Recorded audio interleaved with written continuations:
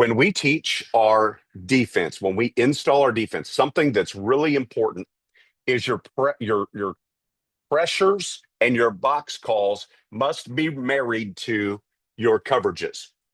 So we have to have whatever pressure we have called has to be married to our coverage. When we teach our second and third level players their responsibilities in pass, we teach them to relate to a receiver. So we number our receivers from outside in on each side. So the Z is 1, the Y is 2, the T is 3, X is 1, H is 2. T could be 3 if he crossed over. All right. Our corners in middle close, right now we're just looking middle close coverage. Our corners, key 1, they're deep 1/3 players, deep outside third. Free safety is a deep middle player. All right. Now for our stud and our bandit, they are going to be 2-to-1 droppers. 2 players. All right. So our 2 players are 2-to-1 droppers, and they're also known as scarf players. Seam, curl, rally to the flat. What we need to understand in our run fits is our 2 players are D gap players. So our 2 players are D gap players. D gap players are force players. Force players are pitch players in option, and of course, bubble and fast screen players in zone read type stuff. So our stud and our bandit would be our 2 player. They are, but just by rule. All right. So they are 2-to-1 droppers. They are going to be D gap force players. Their first responsibility is seam. All right. Seam. Boom. Their job is to collision the seam, must collision and carry, collision, reroute, and carry the seam. So they are seam. All right. Then curl. So let's say that we got, an out route, a speed out of some sort. They are going to work the out 2-to-1 dropper. And then we got, let's say, a curl, number 1 curled up. All right. Then our stud becomes the curl player. He's a 2-to-1 dropper. All right. So our stud is a 2-to-1 dropper. He is the scarf player, seam curl, rally to the flat, which means he's D gap force, which means he's the pitch player in option. All right. That's great. We teach all that. And then, of course, we have our, next player in. We'd have a 3-to-2 dropper and then a 3-player.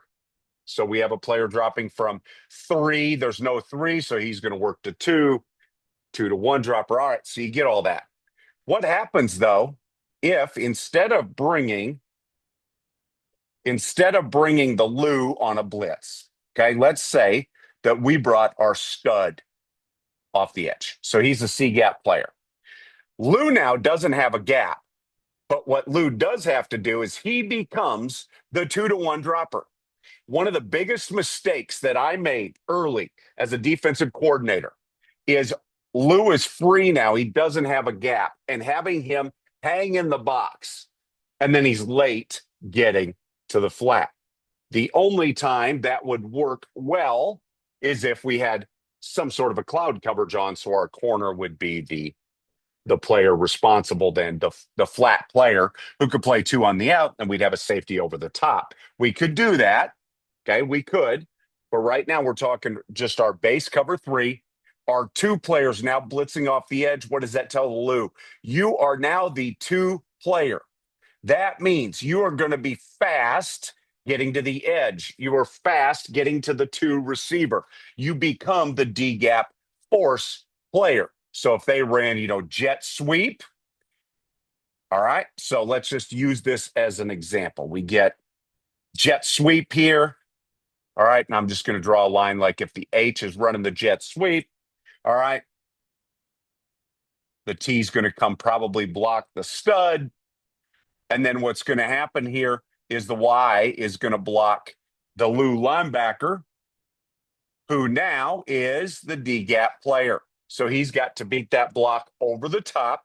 He becomes the force player.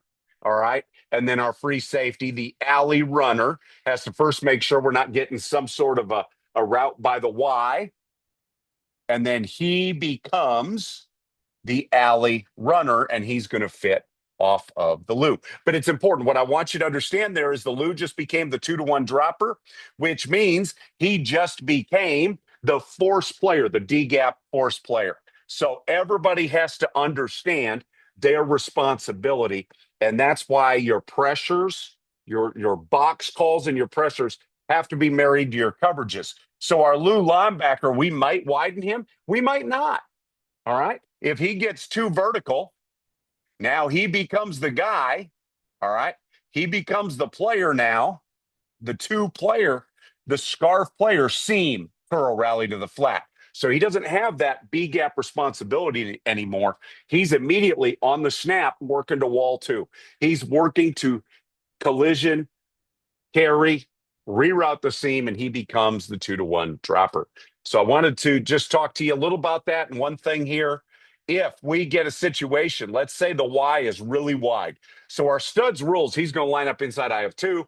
If two extends, he'll work some more of an apex alignment, a little bit more of an apex. He'll cheat in just a little bit. If they were snug tight, he's going to line up outside. But his rules inside I of two.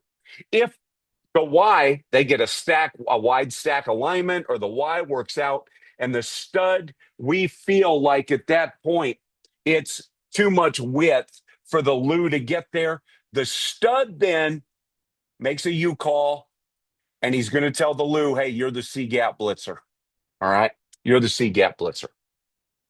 So just a simple thing. It may not seem like a lot, but this is an important detail. I screwed this up, and we gave up some big plays. I do have a link down.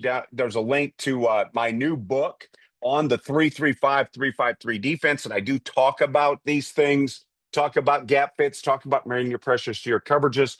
So the link is down in the description. Hope this gave you just something to think about, something that you can use as you work through your spring and summer install and get ready for the season.